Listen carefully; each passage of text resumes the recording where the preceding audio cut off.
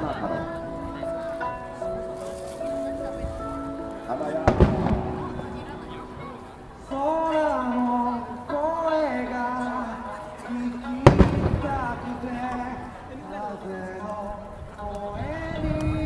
包ませ海の声が知りたくて君の声を探して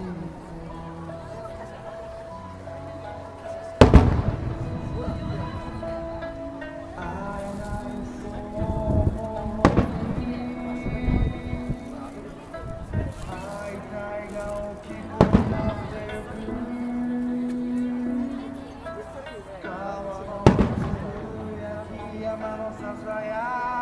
き君の声のように感じるんだ目を閉じれば超えてくる君のコロコロした笑い声声に出せば届きそうで今日も歌ってる海の声に乗せて声が聞きたい風の声に包ませ海の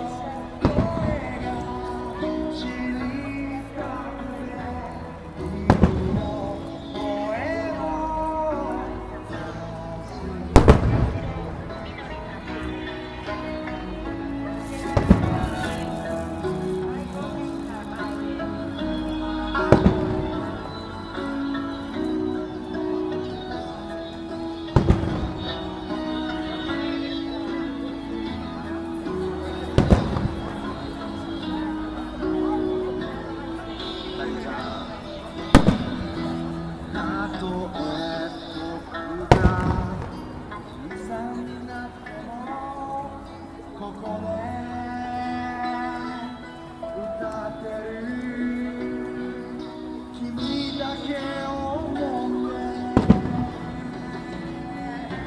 君の声を風の声空の声よ太陽の声よ川の声よ山の声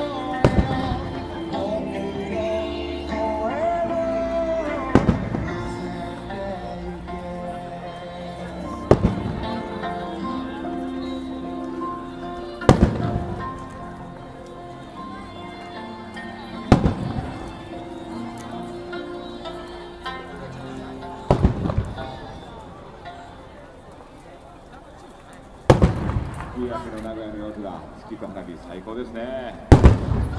さあ、続いて8号メモリアル花火に込められたメッセージをご紹介します。電波局のブーミンさんにみんなにずっと仲良く綺麗な花火を見に行くようね。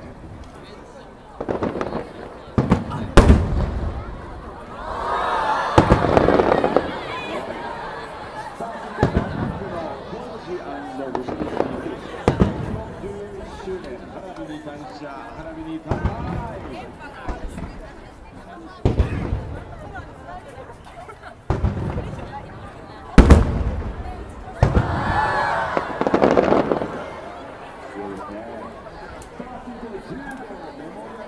込められたメッセージをご紹介します。名古屋港管理組合地域産業職員一人、みなぎるガッツと若さで